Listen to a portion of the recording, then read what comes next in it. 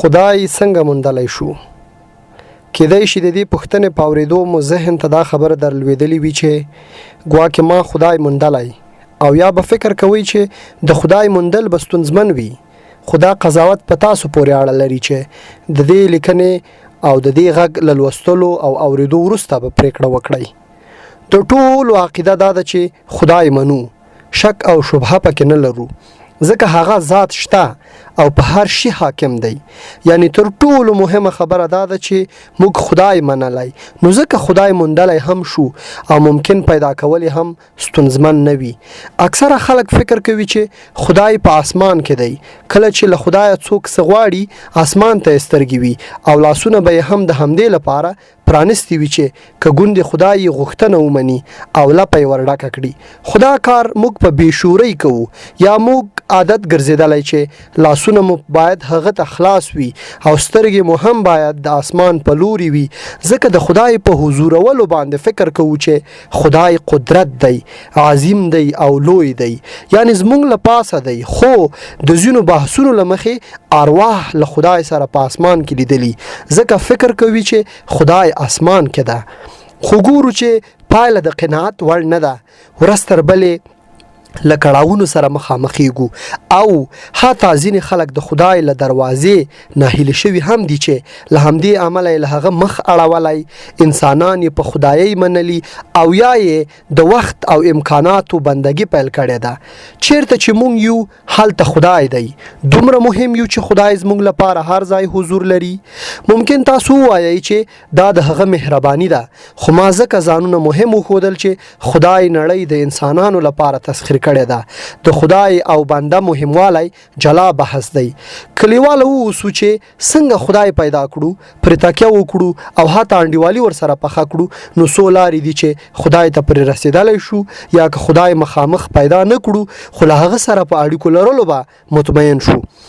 زما جبر نه خوښیږي، ورسره په عذابېږم، خو ځینې قاعدې شته چې جبر ته ورته وي او مجبوروي دي چې له منلو سره عمل پرې باید ولري. هدف مې دا دی چې خدای پر موږ تپل شوی نه دی، یا را باندې جبر نه ده چې کله یې مجبوریت وبولو او کله یې نافرمانی د جبر تر عنوان لاندې وکړو. هغه خالق دی، معلوم عبادت حق دی، خو پیدا کول یې خواري غواړي، ځکه فکر د هغه له تجسم کولو عاجز دی. مګر د هغه په بیا بیا یادولو زړه ته ورو ورو لویږي چې خدای ته د سړي نږدېوالی کیږي. له هغو ثابتو خبرو تیریږم چې ایمان پرې لرو، ځکه د ثواب او ګناه د بحث په دورشل کې خدای ورکیږي. زړه په ثواب او ګناه پورې تړل موږ محدودوي، خو پام ورته مهم دی، ځکه هغه بنسټیزې لارې دي. پرېښودل یې سړی له اصلي لارې منحرفوي او حتی لا دین کېدو ته یې هم رسوي. خو زموږ دا بحث له دغو خبرو چې ګواکې لومړی به ټول قواعد عملي کوو او بیا به د زړه له لارې قناعت حاصلوو چې خدای چیرته دی، آیا پیدا کړی مو دی او لیده او کاته به ورسره څنګه کیږي.